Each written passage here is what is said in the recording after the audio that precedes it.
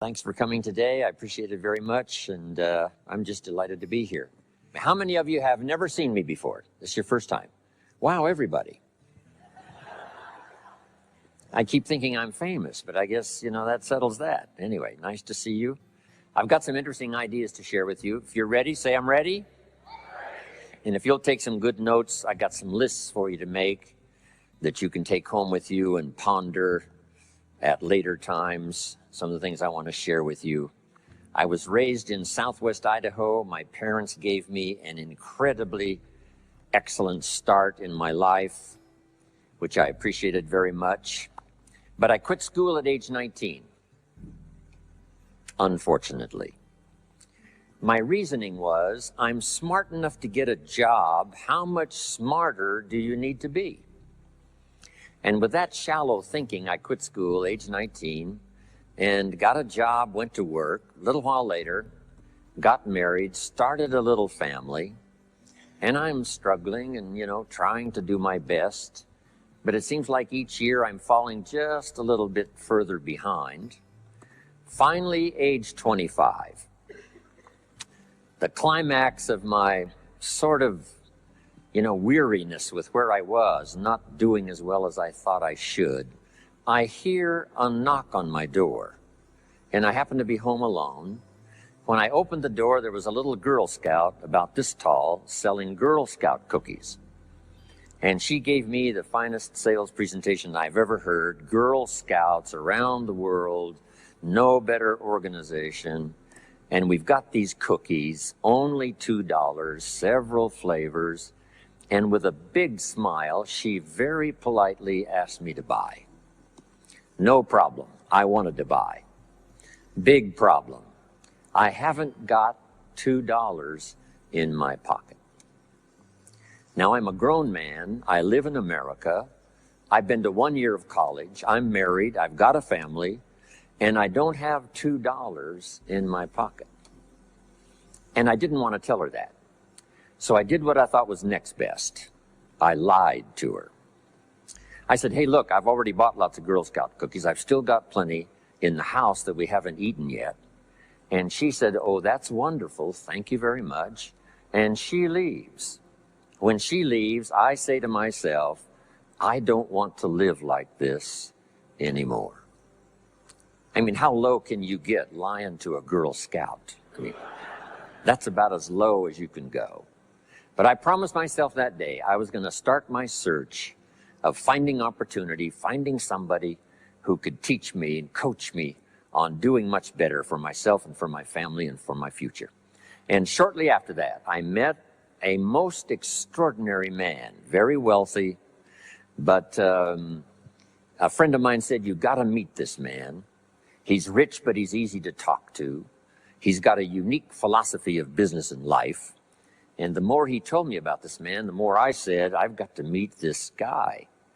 And shortly after that, I had a chance to meet him. Sure enough, when I met him, I was impressed. Obviously, he was rich, but he was friendly and easy to talk to. And I said to myself, if I could just get around someone like him, and if he would coach me, I would be willing to learn anything.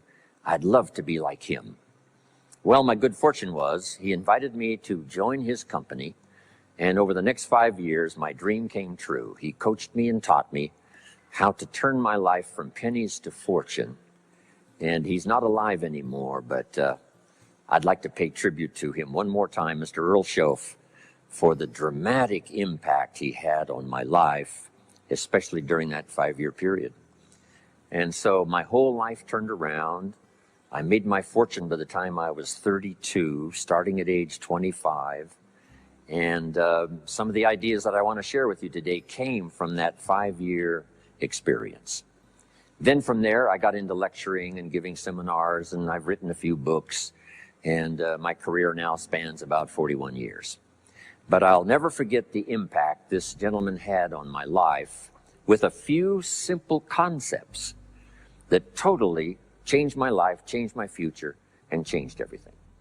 Jim Rohn's view of the 21st century. Here's number one, unprecedented opportunity. We not only have begun a new century, century 21, It's a new millennium. A millennium is a 1,000-year period. We've had 6 so far. This is the beginning of the 7th millennium, and some scholars tell us that this could very well be an extraordinary time for the human race, this 7th millennium. And there's probably a lot of good reason that that is probably true. Unprecedented opportunity. We've now got the technology. We pick up a telephone now and talk to somebody on the other side of the world. Transportation now is so easy. I get on an airplane in Los Angeles, and 13 hours later, I'm in Tokyo. 5 meals, 3 movies, and you're there. I mean, you know, it's a simple deal. Anyway, we've got technology, we've got transportation, we've got all the rest, right? So this is going to be a time of unprecedented opportunity in every field you can imagine, every industry, every country. It's going to be the greatest period of opportunity time in the history of the human race, the 21st century, especially these opening years of the 21st century. So that's number one, unprecedented opportunity. Now here's the second note to take. Now also keen competition, because we now play the world game. And it's not just competition across the street and company to company and, you know, division to division and, you know, company to company. Now it's worldwide competition. A job now becomes available. Does it go to someone in Minnesota or someone in India? Worldwide competition. So now you've got to be ready to cash in on the opportunity, but you've also got to be ready for the competition. So I've got some interesting ideas on how to be prepared for both opportunity and competition in these opening years of the 21st century. Here's some of my best advice. Number one, you've got to have more than one skill. It's okay to have one skill, but I'm telling you, if you want economic safety for the future, especially this century, my personal opinion, you need more than one skill. We've seen people, right, the last 15, 20 years that only had one skill, worked for this company for a long time. The division the guy worked for got chopped, eliminated. Now he loses his job. Now he tells us he's in economic distress. Why would that be? Simple answer. He only had one skill. So for economic safety for the future, my personal advice, you gotta have more than one skill. In fact, it led me to my first fortune, and that was learning more than one skill. I started learning these extra skills in Idaho, where I grew up. I knew how to milk cows, but it didn't pay very well. Then someone gave me this incredible advice. If you want to lay the foundation for a future fortune, you've got to learn more than one skill. And I started that process age 25. Here's the first one, and I started part-time, a little sales job that I got. A product that I believed in, learned how to present it well enough for somebody to say yes, gave excellent service so that that would lead to multiple sales, and this little extra part-time job in sales absolutely started multiplying my income. From milking cows, now I've got this ability now to start getting customers, keep them serviced, and make some money in this extra skill. So now I've got 2 skills, milking cows and finding customers. Here's the next skill I learned, just to give you a quick list. Next was finding good people. If you've got a little enterprise going and you need some people, you have to just go look for them. And when I learned this skill, finding good people for my little enterprise, I couldn't believe how it drastically changed my income. My income now starts to multiply, not just increase. So now I've got what? 3 skills: milking cows, getting customers, finding good people. I'm on my way. Here's the next one that paid me big money, in case you're interested, and that's organizing. Organizing simply means getting people to work together. Big challenge, but if you learn this skill, getting people to work together, they pay extraordinary money. Here's the next one that really increased my income substantially, and that's promotion and recognition. Rewarding people for small steps of progress. I mastered this one. And here's the philosophy behind it. Be so busy giving other people recognition you really don't need it for yourself. I mastered this. Guess what it pays? Big money. Let me just give you one more, and it's in 3 parts. And that's communication. Learning to affect other people with your language. Of all the things not to be lazy about, it's language, because words can work miracles. And communication I found in 3 parts. Here's number 1, training, showing somebody how the job works. Showing somebody how the business works. We call that training. I got good at that. Paid big money. Here was the next one, teaching. Teaching people how life works. Teaching people how to set goals. Teaching how to become a leader, manager, entrepreneur. Stepping up to the higher opportunity and better challenge. This one paid me extraordinary money. But this one paid the best. Learning to inspire. Helping people to see themselves better than they are. So I've got how many skills, right? A big long list. So safety, economic safety for the future, especially the opening years of the 21st century. Learn more than 1 skill. Here's number 2. It would be good to learn more than 1 language. Some of my business colleagues who speak 3 or 4 languages earn $3-4 million a year. One of my friends, Leon Weisbein from Russia, I remember when he was making $3 million a year, he spoke 3 languages. Here's what he said, I think I'll learn another language, make another $1 million. Those extra languages are so valuable. When I travel the world, I got to find somebody that knows more than 1 language, or I'm in deep trouble. If you think the time has passed you by to learn that 2nd, 3rd language, make this note. You heard it from Jim Rohn. Give it as a gift to your children. The 2nd language. Maybe that'll inspire them to learn the 3rd language, and then no telling where it might go from there. I asked a school teacher one time, how many languages can a child learn? Here's what she said. As many as you will teach them. They don't lack capacity, they don't lack intelligence, they certainly don't lack curiosity. They only lack a teacher. So you got my good advice now? More than 1 skill, more than 1 language. Here's the rest. Learn the simple economic formula that works for everybody, and I can give it to you in just a couple of sentences. A simple economic formula. Kids can understand it. Anybody can understand it. Anybody that wants to get paid. Here's the language for your notes. We get paid for bringing value to the marketplace. That's as simple as you can put economics. Anybody that wants to get paid. You get paid for bringing value to the marketplace. The marketplace is the people. Now, the value we bring is one part of it. A product or a service, but here's the other part, the value you become. So just off to the side, put the value is 2 parts. The value you bring, like a product. If you manufactured it, you might keep improving the product. If someone else manufactured it and you're out selling it, they probably keep improving the product. But this is the one you have to work on yourself. The value you become, like an entrepreneur, a leader, a teacher, supervisor, manager. What you become also pays much more than what you bring. Once I understood that, then here's what my mentor said.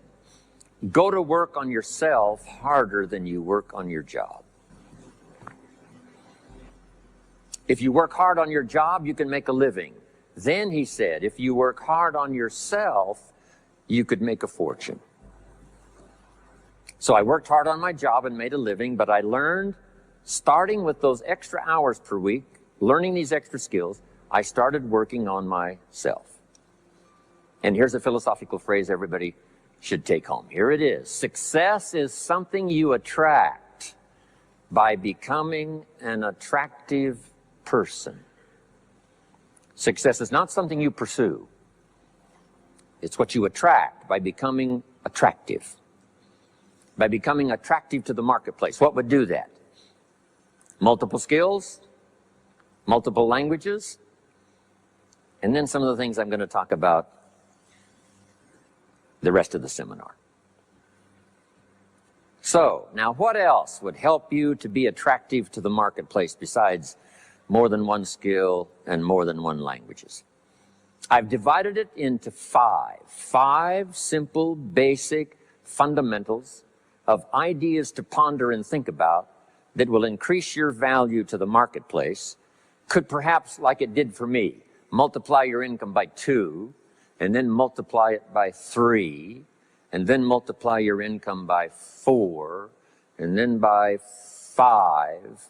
And once you get there, it's not that difficult to multiply it by 10, because all you have to do is make sure you become more valuable and more valuable and more valuable. You don't have to work on the economy, because here's the first note. Each person's income is determined primarily by their philosophy, not by the economy. Once I understood that, then I said, well, I don't have to go to work on the economy. And the answer was no. You only have to go to work on yourself to make yourself more valuable. So now here's 5 things I want to share with you. And the first one is your personal philosophy. What could get you more prepared and ready for cashing in on the opportunity of the 21st century? And here's the first one, personal philosophy. Your personal philosophy is like a guidance system that helps you make decisions what to do, what not to do. From the information you get and what you learn and what you know, we decide. Maybe your philosophy would have been 5 years ago never to attend seminars like this. You just didn't go. Now 5 years later, here you are.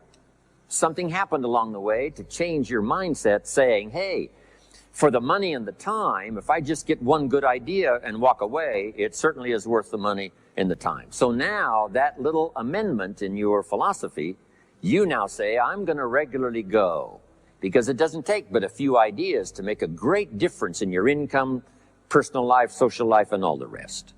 So now you know that's valuable. A change of mind, a change of idea. So that's what personal philosophy is all about. The more we learn, the more we know, the better we're able to make better decisions about 2 major things. Your philosophical guidance system does 2 things. For your notes, number 1, helps you to see the dangers on one side so you can avoid those. But here's what else your guidance system does. Personal philosophy helps you to see the opportunities on the other side so that you can expand those, maximize those.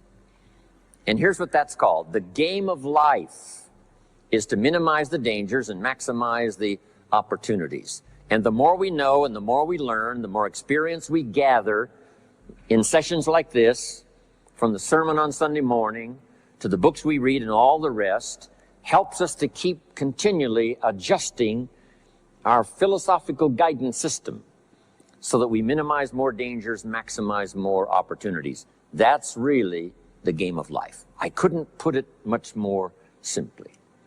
So number 1, we're affected by what we know.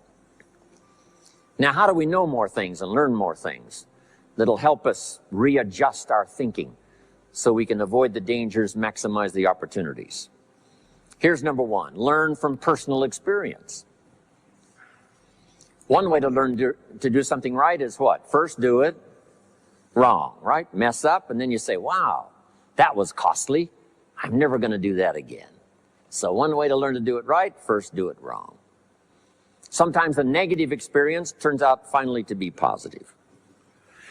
They say if you survive your first heart attack, you may now live to be a very old person. Why is that? Well, that first heart attack, if you survived it, is called a wake-up call. And maybe the doctor said, 1 more of these and you're history. And you said, wow. And you make it for the health food store. And you start reading every book you can find on good nutrition, how to avoid another one of these heart attacks. And you start jogging and start walking and doing all of the stuff. And this total change of lifestyle could now save your life and cause you to live to be a very old person. Here's what my mentor said, that's some of the best advice I ever got. He said, Mr. Rohn, if you will change, everything will change for you. If you'll start making personal changes, your income will change, your health will change, your future will change, everything will change, if you're willing to start making the changes. So sometimes a negative experience now causes us to really make a sudden shift in our philosophical guidance system that says, hey, I'm never going to let this happen to me again. Fantastic. Now here's the next way to learn, and that is to learn from other people's experiences, whether they are negative or positive. It's too bad failures don't give seminars like this. Wouldn't that be good information? Now, we don't want to pay them, so they don't lecture, but their information would be valuable. If you know a guy that's messed up his life for 40 years, you have to say, John, would you spend a day with me? And I will bring my notebook and take good notes. A good-looking guy like you, beautiful family, every reason to do well, threw it all away. Teach me how for the last 40 years you messed it all up. And he tells you, and you take good notes. Learning from the negative side of someone's experience. If somebody tells me these eggs are rotten, I'm not going to make an omelet and try it, right? I'm just going to take their advice and their know-how.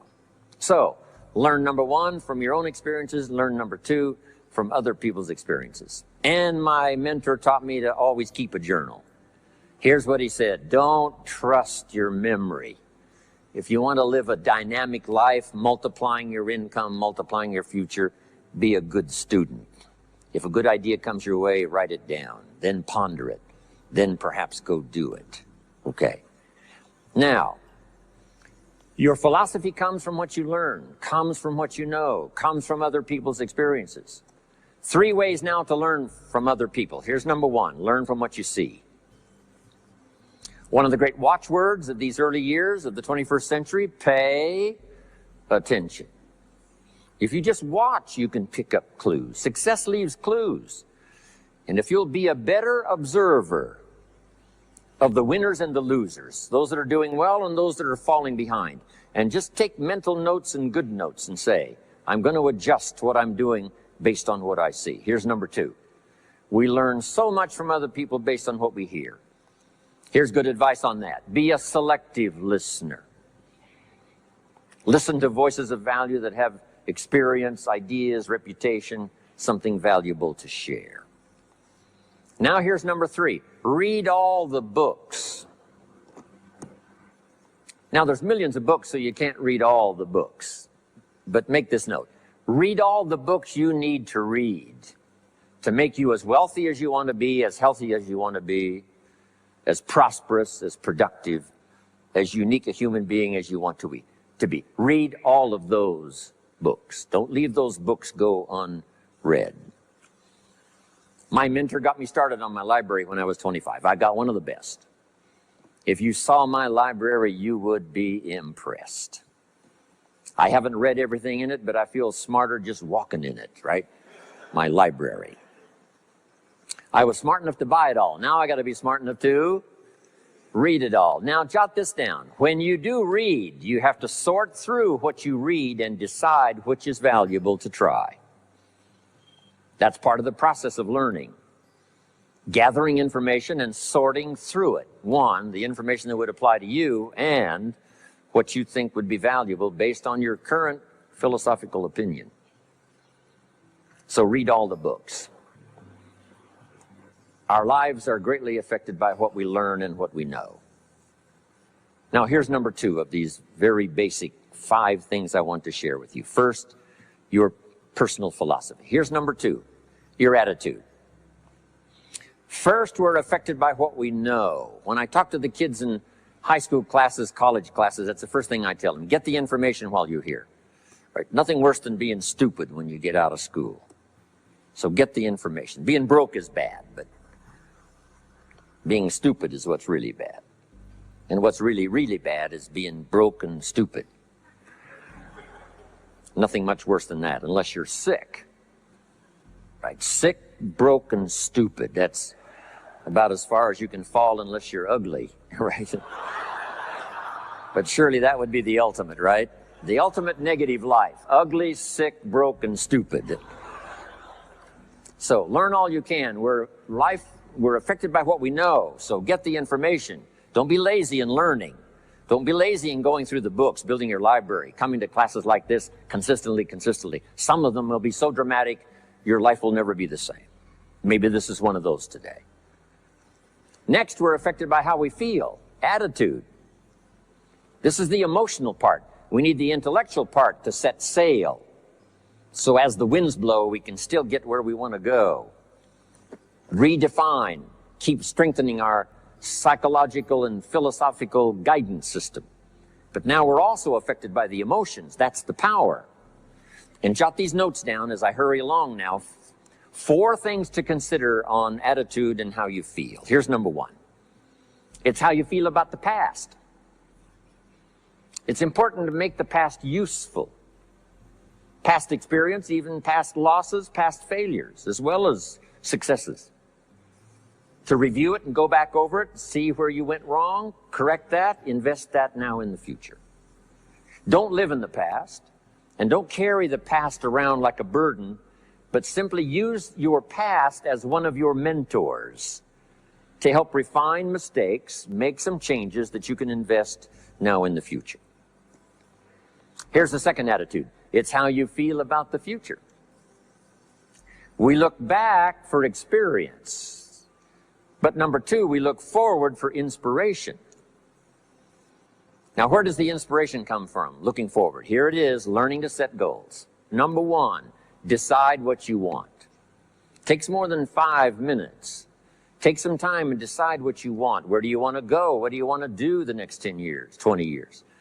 What would you like to become? How many skills would you like to learn? What are the books you want to read? How about the people you want to meet? The cities you want to visit? Experiences you'd like to have over this next period of time? Start thinking about all of that. Here's the next key. Write it all down. Building a life is like building a house. You wouldn't start building the house until you had it finished. Wouldn't you look foolish starting to build the house if it wasn't finished first? What if you were laying bricks and somebody came by and said, "What are you building here?" And you said, "I have no idea." See, they would take you away to a safe place. So building a life is a lot more important than building a house. And yet people treat it so carelessly and so casually about planning and making plans for what they want their life to work out to be. So I'm asking you not to be casual anymore. Start designing the future for yourself, for your family, for your business, for your future. Okay, decide what you want. Okay, so from the past we get experience, from the future we get excitement, inspiration by setting goals. Now here's the next advice. Put everything on your list of goals. Little things, insignificant to someone else but important to you. A goal list is important. You don't have to publish it in the local newspaper. My Japanese friend, Toro Ikeda, San Jose, California, put on his first list, a Caucasian gardener. I said, go Toro. Back then, everybody had a Japanese gardener. He said, no, I'm Japanese. I want a Caucasian gardener. I like that. So set goals. Set the goals that'll turn you on, goals that'll get you excited. Put everything on your list. Now, here's the next attitude. It's very important how you feel about everybody. If you want to be a leader extraordinaire, here's what you learn. Each of us need all of us. One person doesn't make an economy. One person doesn't make a symphony orchestra. It takes all of us for each of us to be successful. Each of us need all of us, and all of us need each of us. Each gift is important as we bring it to the table, as we bring it to the country, as we bring it to the community. Learn to appreciate that. Each of us need all of us. Now here's the last one on attitude. It's how you feel about yourself. Nothing more powerful than self-confidence to start multiplying your income by 2, by 3, by 5, by 10. And where does that come from? Make the note. It comes from self-esteem. Doing the things you know you should do, And at the end of this day, your self-esteem is soaring and high. You've met the people you said you'd meet. You made the calls you said you would make. You did the things that you required of yourself to do. And at the end of the day, you feel great about yourself. That is one of the greatest motivating factors for the future, self-esteem, feeling good about yourself. Now let me give you the miracle piece of this formula. If you're ready, say, I'm ready. Here it is. Number 3 is activity. We're affected by what we do. Now we've gotten to the formula of how to turn ideas into reality, how to turn imagination into substance. It's called number 3, activity. So add these notes to it now. Activity is the work. Activity is the labor. You might add labor pains. I'm short on personal experience here, but the mothers in the room would tell us we know what that's all about, labor pains.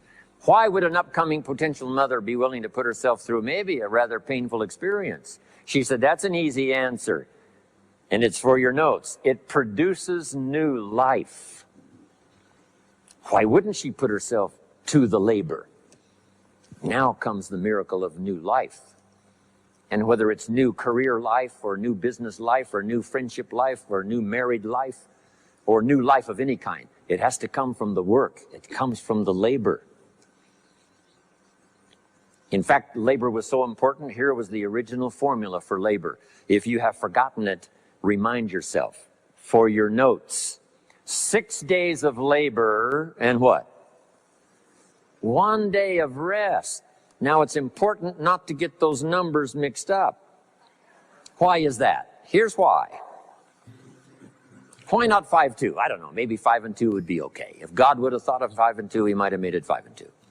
Right? You can't think of everything when you're putting one of these together. But maybe one of the reasons for 6-1, jot this down now. If you rest too long, the weeds take the garden. Not to think so is naive. As soon as you've planted, the busy bugs and the noxious weeds are out to take it. So you can't linger too long in the rest mode. You've got to go back to work. 6 days of work, then rest and spirituality and friendship and change of pace. And then go back over the last 6 days. What did I do? What did I miss? Who did I miss? What happened? So that I can invest those corrections in the next 6 days of higher productivity. Have you got that now? 6 days of work, 1 day of rest. Don't get the numbers mixed up. Activity. Now, activity finishes the miracle. Good question for your notes. How did this convention center get here? Let me give you the steps. Number 1, somebody saw it while the property was vacant. You say, well, how could you see a convention center if it isn't here? It's the only way it will be here. And somebody has to see it so clearly they can draw a picture of it, saying, this is the convention center. You say, no, it isn't there. They say, yes, this is the convention center. The artist's rendering shows you a picture of what isn't there. That's the beginning of imagination. So to turn nothing into something, here's what you do. Imagine the possibilities. That's why we recommend testimonials for someone to say, hey, I started with pennies and I made a fortune. And when they finish, sometimes they say something like this. If I can do it, what? You can do it. And we start imagining the possibilities. Here's number 2. Have faith to believe that some of them are possible for you. And both imagination and faith are powerful forces. But we still don't have a hotel. We still don't have a house. Even though those are powerful forces, it is the beginning. Now, imagination and faith must be deposited in activity or it is wasted. But the finishing touch of the miracle process is now, go to work. Go to work and build a better career. Go to work and build good health. You can't have good health without the work. When did we start hearing that phrase? No pain, what? No gain. You got to do the work. You can read all the books until you're wise. You can have faith and believe until it is extraordinary. But now you must go to work. And if you'll learn to appreciate the work that produces the miracle of good health, the miracle of a career, the miracle of a relationship, the miracle of a fortune. Only humans now can do this. The birds of the field can't do it. No other life form can imagine and create something from nothing.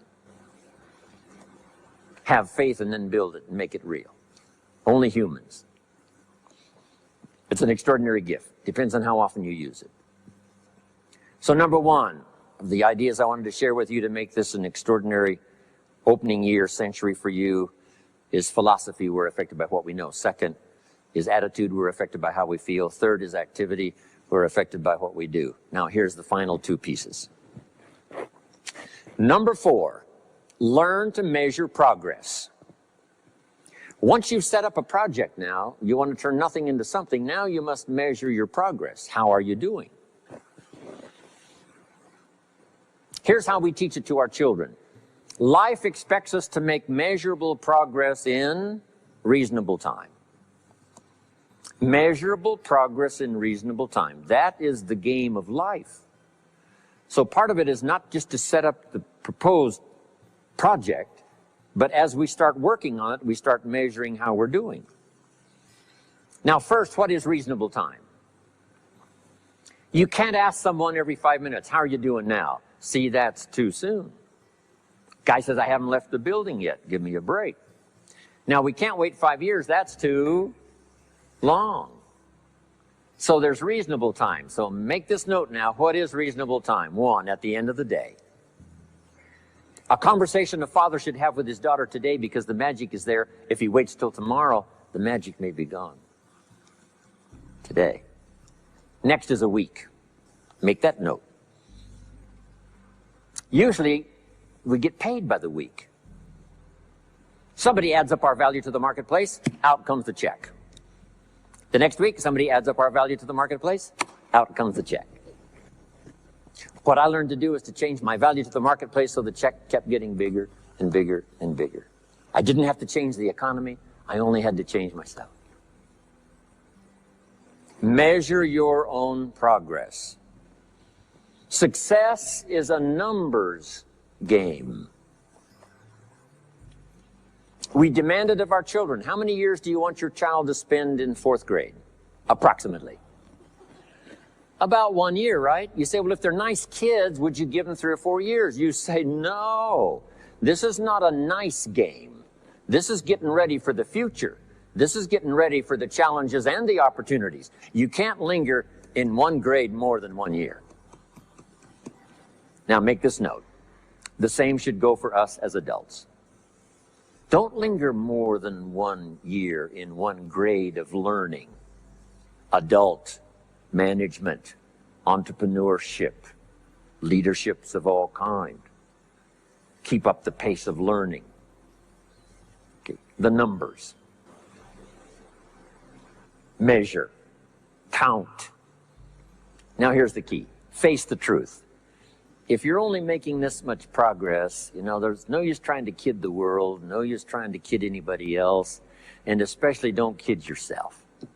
If in a period of time you've only made so much progress, you just got to swallow hard and say, this is the truth.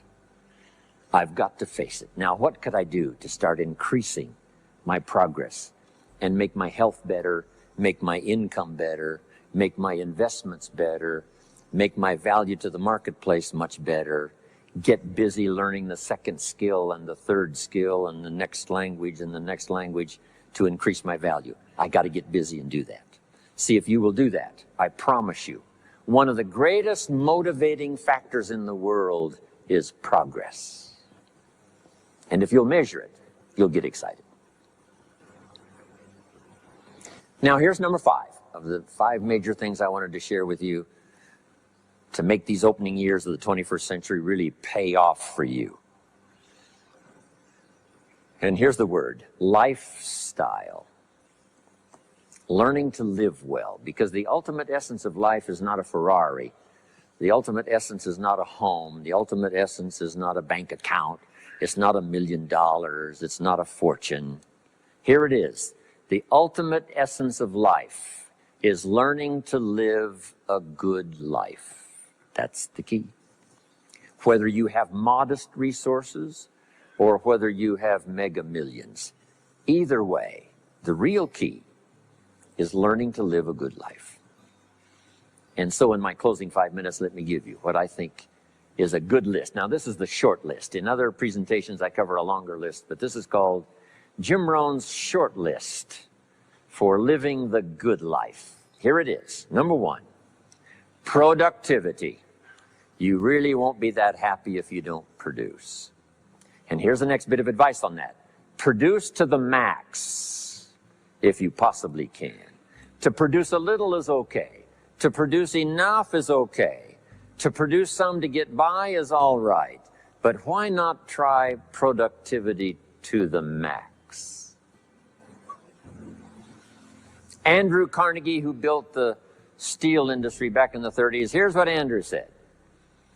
I'm going to spend the first half of my life accumulating money. I'm going to spend the last half of my life giving it all away. He got so inspired by that goal that the first half of his life he accumulated $400 million, which back in the 30s was a lot of money. A mega fortune. Guess what he did the last half of his life? He gave it all away. I got a good question for you as we close. Here's the question. What's got you turned on? What's got you up early? What's got you eager to face the day? What's got you inspired to learn the extra skill, put in the extra time, go the extra mile, learn how to work with people, guarantee your future? Good question. Here's number 2, good friends. You got to have good friends. The best support system in the world is good friends. Collect and nourish those as priceless. Good friends are those wonderful people who know all about you and still like you. Those are good friends. Here's number 3, your heritage. What's made America so unique among all the nations of the world and the greatest experiment in the history of the world? And that is the depository of gifts that have come to America over the last 300 or 400 years. The heritage from all walks of life, all over the world.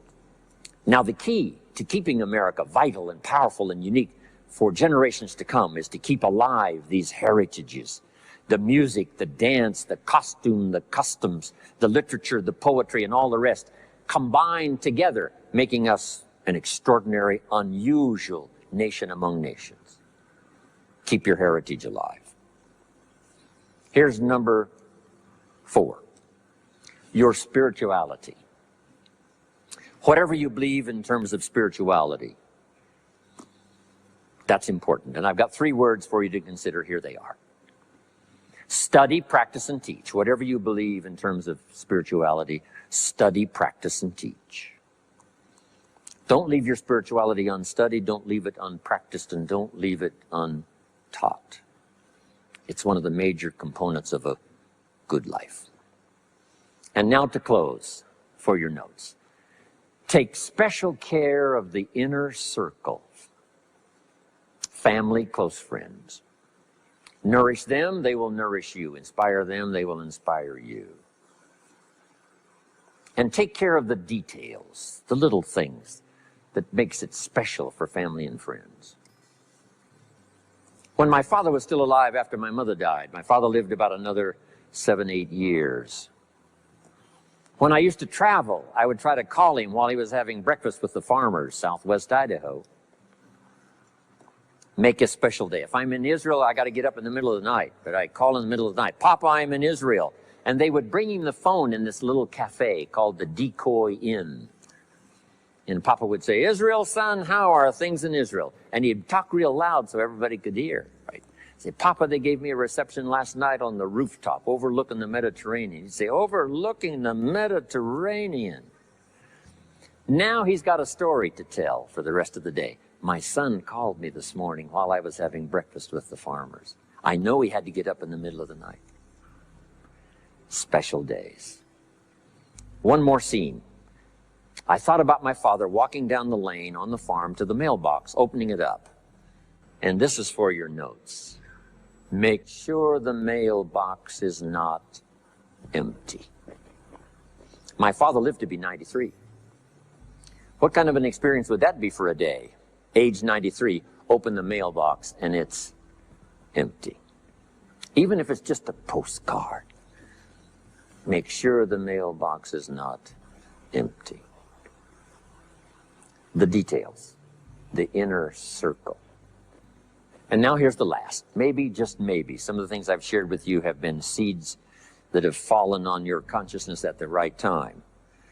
And then if it turns into something valuable for you in the future, that will be well worth my coming, being away from my grandchildren and my children for a little while, to come and deposit the best of my experience with all of you today. Thank you very much. God bless.